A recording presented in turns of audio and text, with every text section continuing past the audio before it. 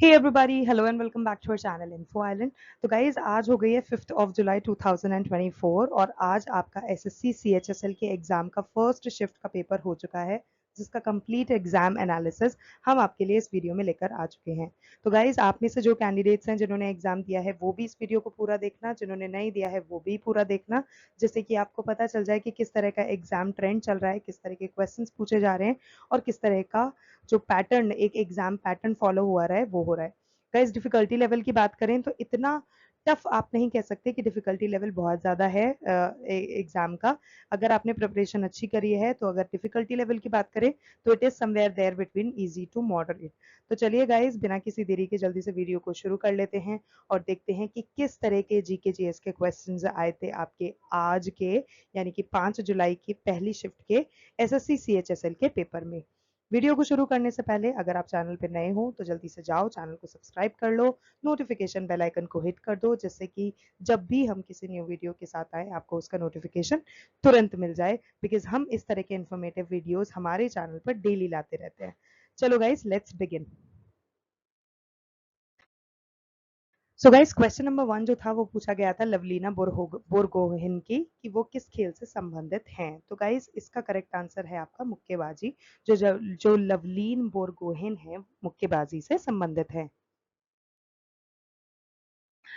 अब क्योंकि हम लवलीना बुरगोहिन की बात कर रहे हैं तो उनसे रिलेटेड कुछ एडिशनल इन्फॉर्मेशन मैं आपको बता देती हूँ, जिससे कि अगर उससे रिलेटेड कोई क्वेश्चन पूछा जाता है आपको तो वो आपको पता हो।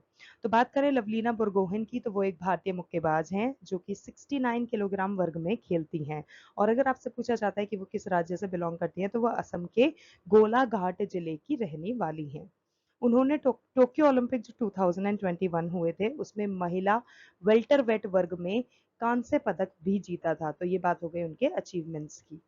इस जीत के साथ उन्होंने 2008 और 2012 के जो ओलंपिक्स हुए थे उसमें विजेंद्र सिंह और एमसी मैरीकॉम के साथ साथ उन्होंने कांस्य पदक जीता था।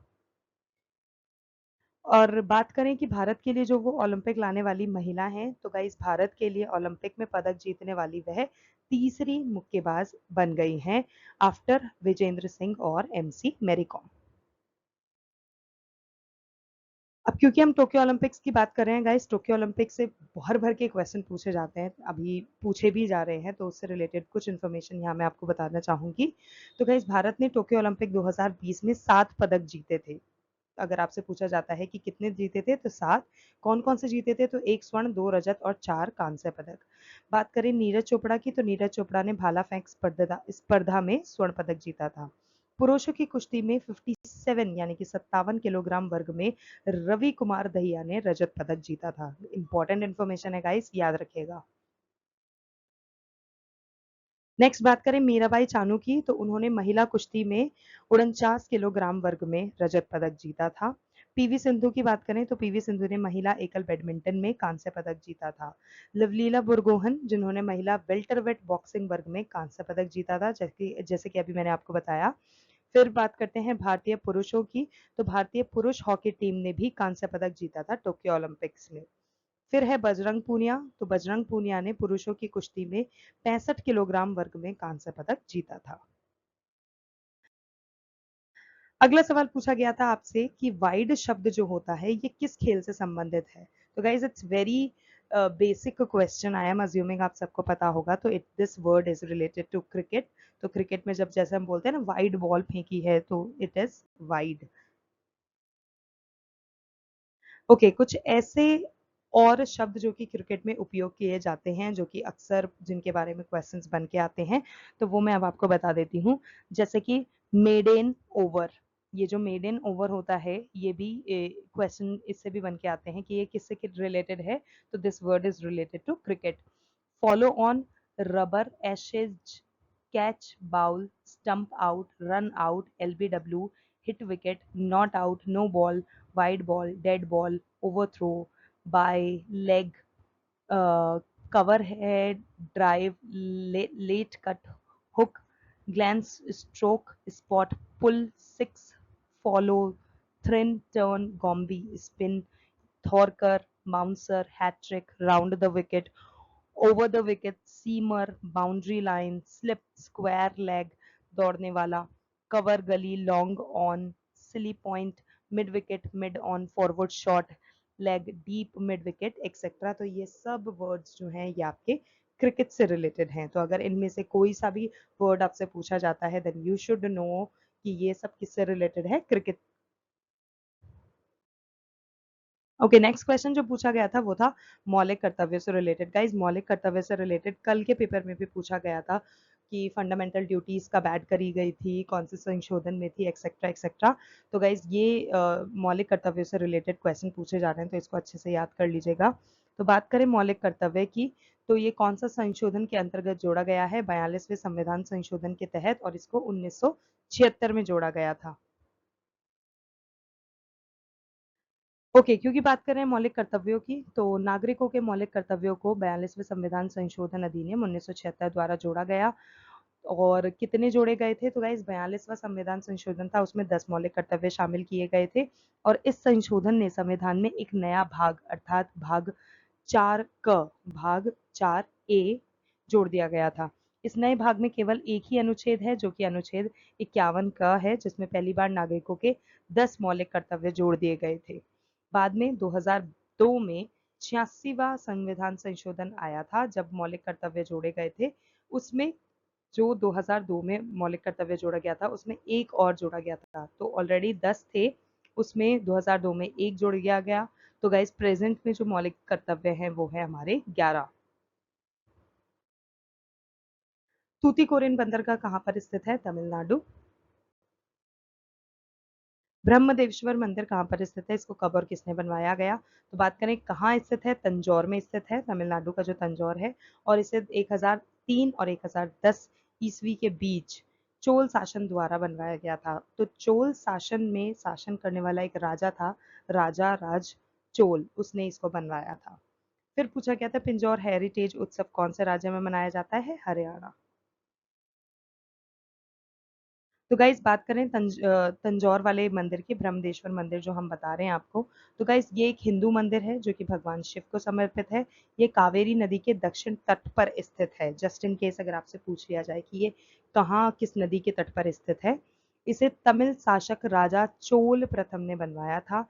ये यूनेस्को की विश्व विरासत स्थल का एक हिस्सा है, जिसे गंगा कोंडा चोलपुरम और ऐरावतेश्वर मंदिर के साथ महान जीवित चोल मंदिरों के रूप में जाना जाता है।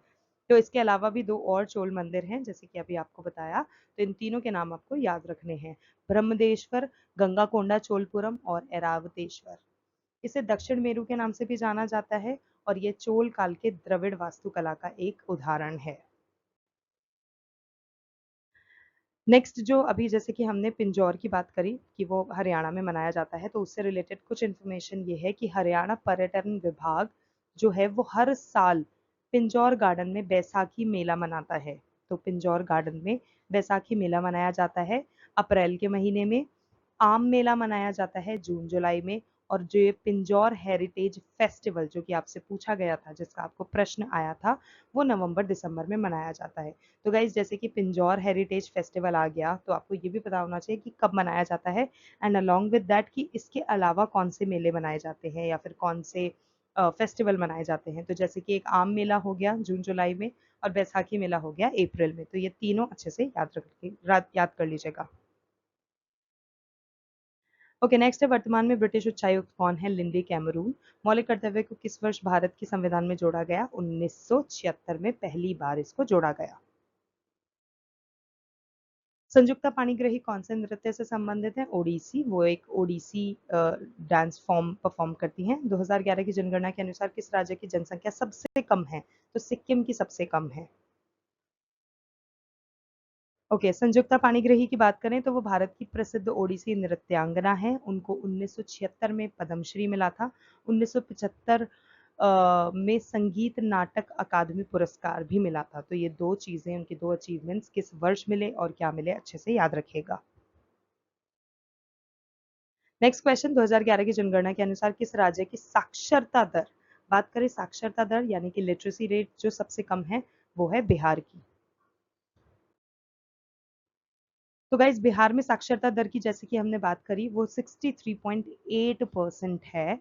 67% जो साक्षर आबादी के साथ अरुणाचल प्रदेश जो है वो सबसे कम साक्षरता दर के साथ दूसरे स्थान पर आता है।